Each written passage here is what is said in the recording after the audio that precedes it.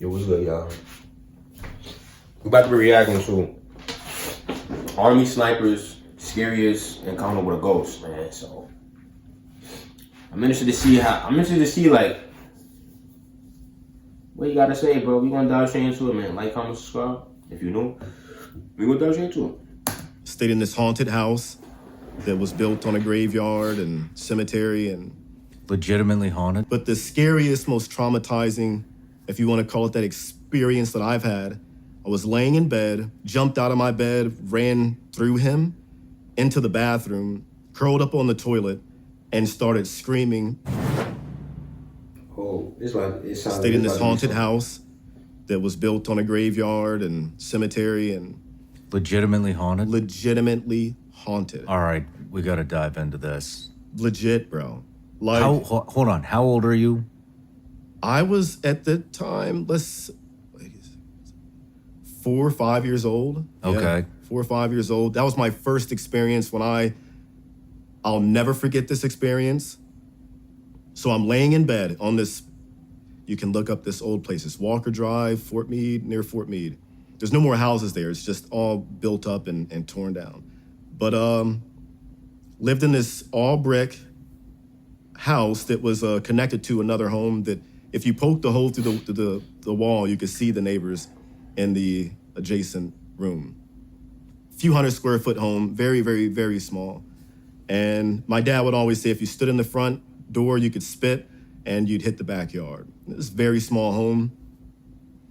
So as a kid, we would always hear like people running upstairs, footsteps, and my parents would, ignore it. It's just a house creaking or whatever.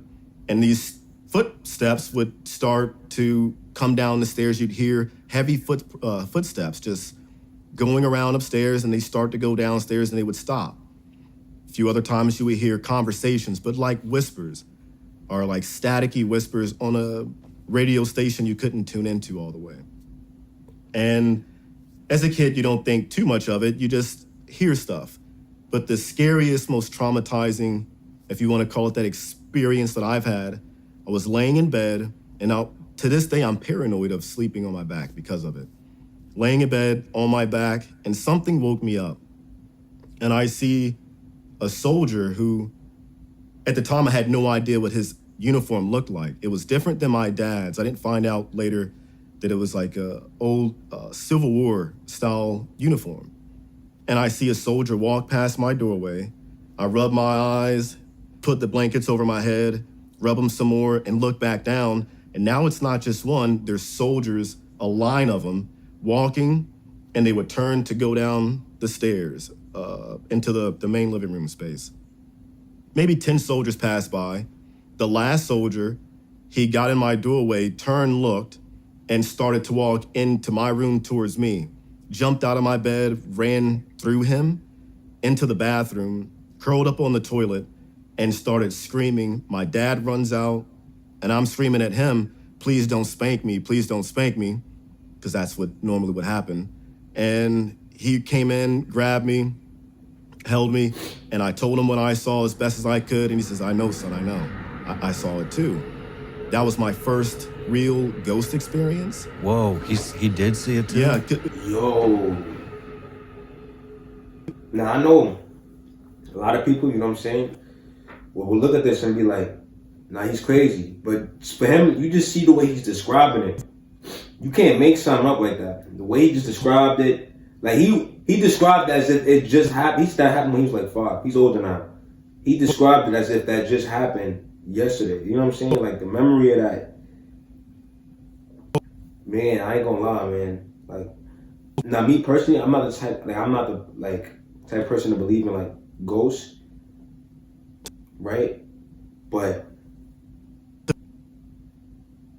everything going on in the world, you just never know anymore. You know what I'm saying? So I could imagine the trauma though that it caused.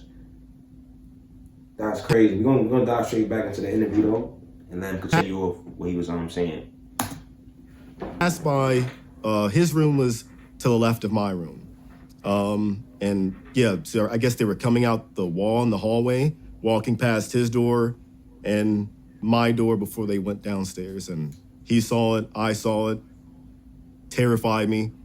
And the looks of their clothes, never forget. The uniforms they wore the long gun with the musket, or not musket, but it had a long, not sword, but knife, bayonet at the tip of it.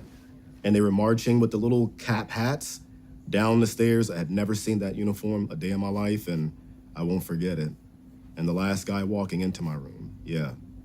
Did you have more experiences? Yeah. I've had one, I guess more recent, when within the past 15 years or so, I was working at a gun range called Rifles Only. It's a big precision rifle training facility.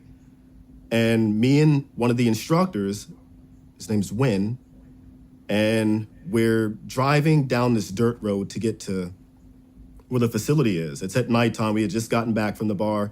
I wasn't drinking. I was designated driver, but I was sitting passenger seat. But regardless, we're driving and I hear, it sounded like a radio came on, the static. And I heard this old lady chuckling, laughing, and saying something. I couldn't understand what she was saying, but it sounded like she was in the floorboard.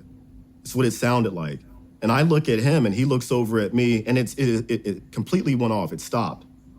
He looks over at me and he's like, "Did you hear that?" And I'm like, "Dude, you heard that, right?"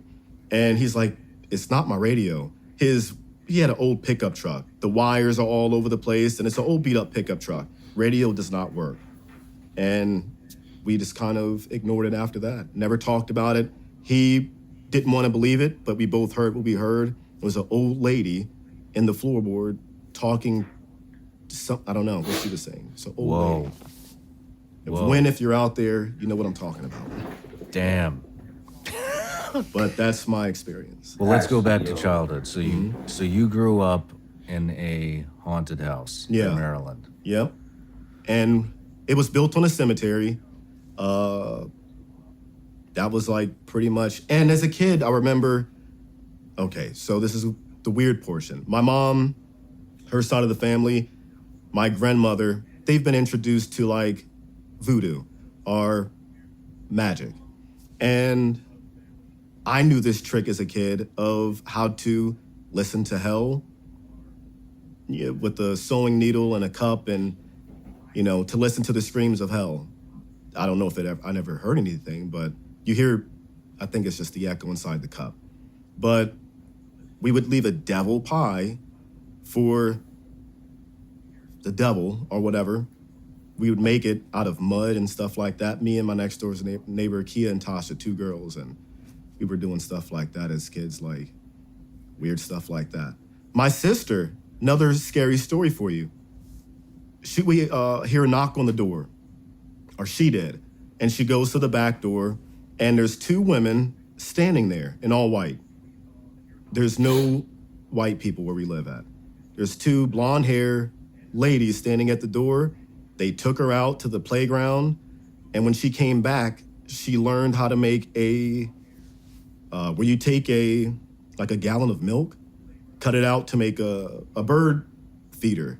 And she came back with that, and the ladies taught her how to make it, but there were no ladies. So yeah, that was another incident. Wow. I don't know, but she knows that one vividly. Very strange. That. Yeah. Yo. Very strange. How many siblings did you have? At that time, living with us, we had 3. So me, my younger sister, and my older sister. That's crazy, bro. And I have another sister I just found out about like a year ago. And my brother, I thought was my friend when I first met him. In Florida, I thought that this kid was cool, but turned out he was my brother too. So I have, that I know of, 5. Holy shit. Yeah, my dad was getting around, man. He was getting around. Right on. Let's go back. So you grew up around voodoo? I knew about it. This is like crazy. different spells and stuff like that. No matter where you're watching Sean Ryan Show from, if you get anything out of this, please like, comment, subscribe, and most importantly, share this everywhere you possibly can. And if you're feeling extra generous, please leave us a review on Apple and Spotify podcasts.